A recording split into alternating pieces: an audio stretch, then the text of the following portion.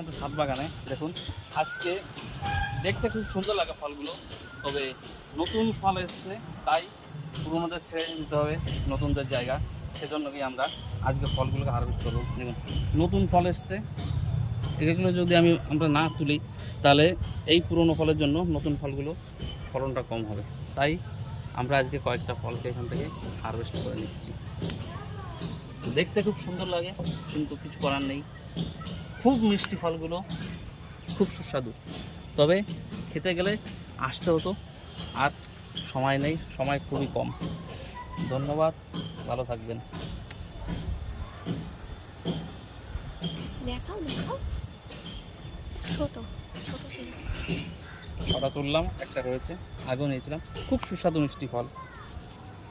এদিকে দেখুন পেঁয়াজ কোথায় হয়েছে, ফুলের টবের পাত্রে।